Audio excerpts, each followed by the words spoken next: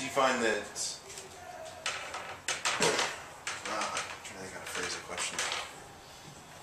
Do you think that most people would agree with you, or disagree with the idea of dumping? I mean, do you have? Is there a lot of I think there's a support? real cross section of people.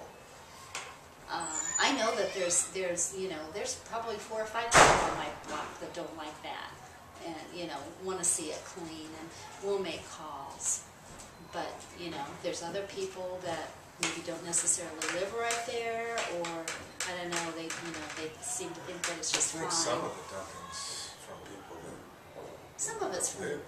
yeah, definitely, They and just then come out, some. They see other stuff there, so they just dump it out to get rid of it. And then on the other hand, some, like a couple houses down from us, they just throw their stuff out behind them. I've talked to them about it before.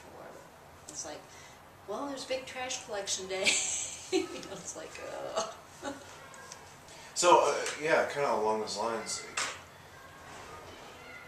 I mean, that's a big problem, not just in this neighborhood or this area, this community, but in a lot of other urban communities. Illegal dumping, dilapidated housing, right. neglected housing. So how can one or a group of neighbors, people who live in a community, how can they go about changing the mentality that contributes to that? Or is there anything that individuals can do to help change that Some of mentality? that's hard because you don't know who they are. Like the house next to us takes some searching. Now the city owns it, so eventually, hopefully, somebody will buy it, either tear it down and fix it up. But the people 2 houses down, we have talked to them about some of the stuff, and that helps some. But changing somebody's mind is very difficult because all the years they've lived the way they lived. Difficult or impossible? No, I don't think it's impossible. Okay. Because, the times that we've had neighborhood cleanups, they've been out and Same they've been people in. come out. Yeah, they come out and they get involved with it. And there was like some aluminum and I don't know, what was it, off the garage that the health department's going to tear down, that you were able to help them take it and get it recycled. Yeah, they're cleaning up some of the stuff now because the garage is supposed to be torn down by the health department. So, and hopefully after that it'll help some, but I don't know if that answered your question. I don't know. There are no wrong answers, right? Yeah, right. Okay, so kind of shifting gears, you mentioned some of the problems. Well, you said problems of the community. But what are, in your opinions, the most pressing problems along East 10th Street or the neighborhoods that? Probably addictions. Okay. We had somebody live in our house that had that addictions, and he's gone now. We worked really hard for a couple of years, Yeah. and he's out somewhere, probably in it or whatever. And that's the most difficult, if not impossible, most difficult. We feel like only God can change that person. And we know of 1 or 2 people here in the church that that had addictions and have gotten out of it because of that, because of God's intervention. But it's a very difficult thing. The struggle's still there because of all the years. So we feel like that's, in fact, I'm sure sometimes that kind of stuff can contribute to the other concerns we have with the housing and the messes. So that would be the underlying fundamental problem, one of the major ones that you...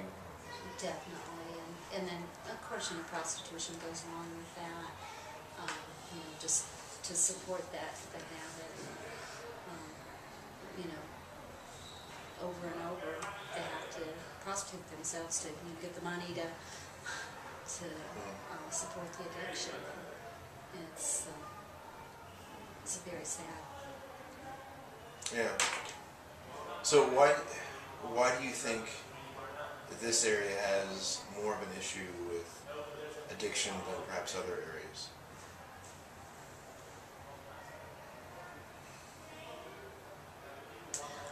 Well, I think that probably it's because of the availability and, people that are in like situations, come together. Do you Part know? part of the problem is, and I think it starts with that, is that people move out to suburbs that aren't a part of the addictions. They move away from it. And then other people come in and they have it. And I'm not exactly sure for what reason necessarily, but I know that the bigger the city, the more problems there are with that. Yeah, that's kind of $1 million question, isn't it? It is. Yeah. So, how do you mentioned that you were trying to help someone who lived a couple houses down from you? I Mhm. think.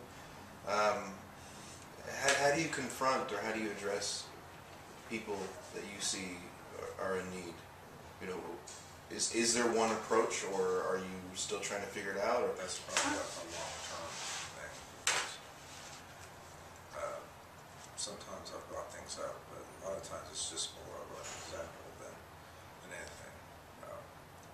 Knowing that we're willing to help them and love them, and knowing that we be there for them for the most part. There's times where you can't, but I think more for an example than anything, because a lot of times when you tell somebody, it goes through one ear and out the other. But if they see someone that's able to, maybe not, I'm trying to think of the word, because I've not had that kind of addiction, so they can't really relate to me on that part. But, I don't know. As far as like helping them on a day-to-day basis, sometimes we know that we don't give people money.